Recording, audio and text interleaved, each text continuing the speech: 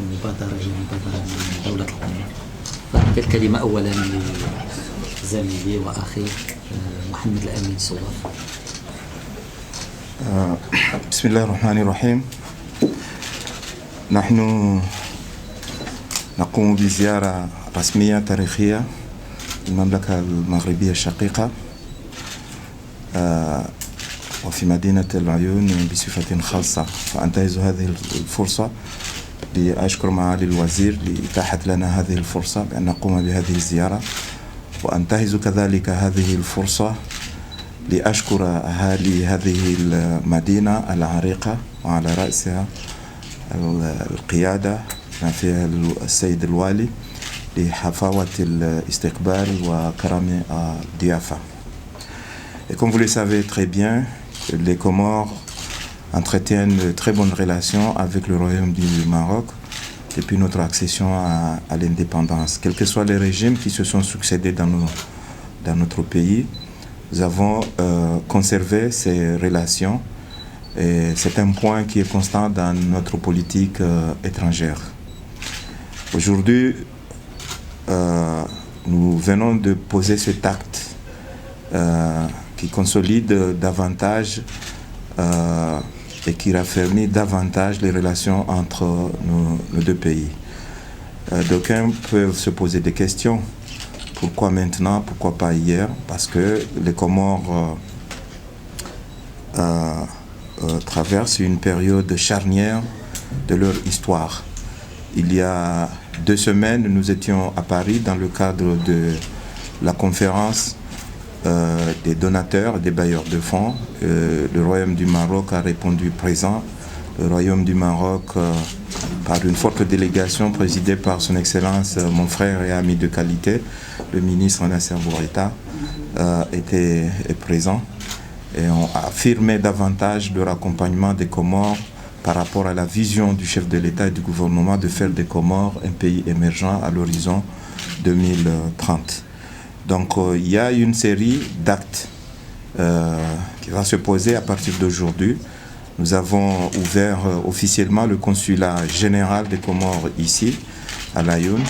Le mois de janvier, s'il plaît à Dieu, nous allons ouvrir une ambassade à Rabat qui va couvrir non seulement le Royaume du Maroc, mais d'autres pays de la sous-région. Et il y a aussi 2 fortes délégations marocaines qui vont se rendre aux Comores au courant du mois de janvier et février, une délégation technique multisectorielle, mais aussi une délégation d'hommes d'affaires qui viendront prospecter les opportunités qui s'offrent dans notre pays. Il y a beaucoup de similitudes entre le Royaume du Maroc et l'Union des Comores. C'est vrai, nous sommes un pays insulaire, donc il y a la mer, il y a la sécurité maritime, il y a la pêche, mais aussi nous sommes un pays agricole, donc l'agriculture a développé. Nous avons des produits de rente de qualité qui sont cherchés partout dans le monde, que ce soit l'ilang-ilang, que ce soit la vanille, que ce soit le girofle ou les noix de muscade. Donc avec l'expertise marocaine, seront en mesure de développer ce secteur et de développer l'industrie de ce secteur. Mais aussi le ministre certainement va le dire, que le Maroc a l'intention d'avoir une présence physique aux Comores dans les jours ou les semaines qui viennent.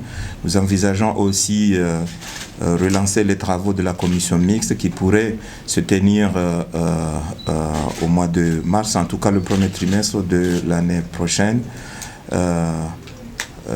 Ici à l'Aïoun, il y a des opportunités importantes qui se présentent. Donc je crois que après discussion avec le Wali de l'Aïoun, nous sommes mis d'accord de voir la possibilité de jumeler cette région avec une des plus importantes régions dans notre pays. Donc vous voyez que ça c'est une diplomatie qui est très active, qui est très soutenue, qui a la bénédiction des chefs d'État de nos 2 pays. Encore une fois, merci beaucoup pour l'accueil, merci pour l'hospitalité, mais aussi merci pour la disponibilité de la population de cette région, mais aussi la disponibilité des autorités de cette région, mais aussi la clairvoyance de mon frère et ami, le ministre Bourita, par rapport à la diplomatie de son pays et la diplomatie africaine. Merci. Merci. هذا حدث مهم اليوم، وهذا الحدث عنده دلالات كثيرة، على الأقل على 3 ولا 4 المستويات. المستوى الأول هو على مستوى العلاقات الثنائية بين المغرب وجزر القمر. هذه علاقات تاريخية، بحال اللي قال زميلي وأخي محمد الأمين صواف، هذه علاقات كتحظى برعاية جلالة الملك محمد السادس وفخامة الرئيس. هذه علاقات قائمة على الاحترام المتبادل، قائمة على التضامن، قائمة على التعاون، وقائمة على حوار دائم بيننا حول كل القضايا. اليوم بفتح هذه القنصلية احنا سعداء بأنها أول قنصلية في مدينة العيون، وأنها تكون من قبل هذا البلد الشقيق. بحال اللي قال السيد الوزير، كاين مراحل أخرى في العلاقات الثنائية في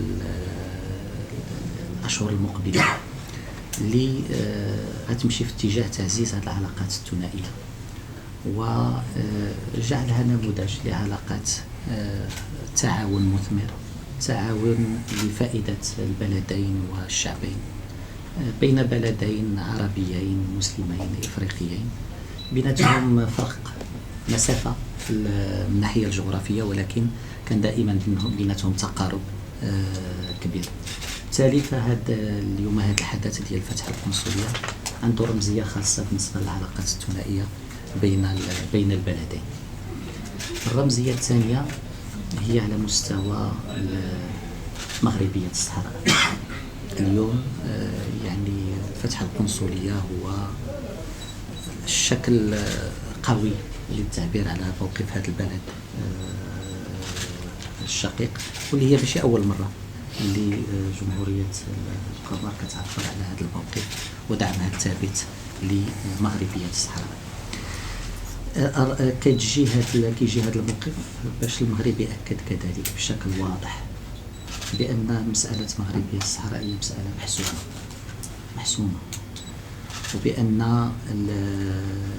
يعني إلا كان شي مجهود أممي وإلا كان شي مجهودات فهي ماشي الموضوع ديالها هو مغربية الصحراء، هي موضوعها حل نزاع إقليمي مع بلد جار يعاكس حقوق المغرب التاريخية المشروعة باسترجاع أقاليمه الجنوبية. وبالتالي فهاد فتح القنصلية كيجي في إطار هاد المنطق هذا ديال أن مغربية الصحراء هي مسألة محسومة. غيتبعها خطوات أخرى. أنا خبرت السيد الوالي بأن يمكن يكون من هنا نهاية السنة المقبلة غيكونوا على الأقل 4 ولا 5 قنصليات أخرى اللي غتفتح هنايا من مختلف مناطق القارة الإفريقية، وغنقول على شيء إفريقيا. أننا غيكون أنشطة دبلوماسية كثير، غادي يكون اجتماعات اللجان المشتركة مع بعض الدول غتكون في العالم.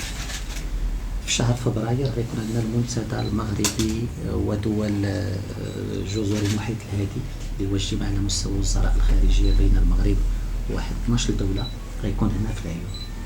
وأننا غادي نخلقوا على الأقل في الأقاليم الجنوبية واحد 10 قنصليات ما بين العيون والداخلة. سمعتوا غامبيا علمت على أنها تفتح في الداخلة، وغادي يكون إذا هذه غير البداية باش العيون تكون واحد المحطة دبلوماسية مهمة مثل باقي مدن المملكة المغربية. وهذا عنده واحد الدلالة، واحد الرمزية خاصة. الدلالة الثالثة هي مستنبطة من ما قاله جلالة الملك في خطاب المسيرة الخضراء الأخير في 2019 وفي 2018، أن الصحراء المغربية هي بوابة المغرب نحو إفريقيا. بالتالي منطقي أن الحضور الإفريقي في العيون وفي الداخلة نحاولوا أننا نعزوه، لأن انطلاقا من الأقاليم الجنوبية للمملكة هي مصدر انفتاح المغرب على القارة الإفريقية. وبالتالي فهذه القنصليات ما غيكونش عندها فقط دور قنصلي محض، غيكون عندها كذلك دور اقتصادي مهم، انطلاقا من النظرة لجلالة الملك ورؤية جلالة الملك أن الأقاليم الجنوبية خاصة منطقة العيون والدخلة يكونوا هما مدخل المغرب إلى القارة الإفريقية. بالتالي فهذا الحدث اليوم هو حدث رمزية عنده دلالات مهمة جدا، سواء على مستوى العلاقات الثنائية، سواء على مستوى مقاربة المغرب لمسألة وحدته الترابية، أو سواء فيما يتعلق ب يعني مكانة هذه الأقاليم الجنوبية في السياسة الإفريقية للمملكة المغربية. شكرا.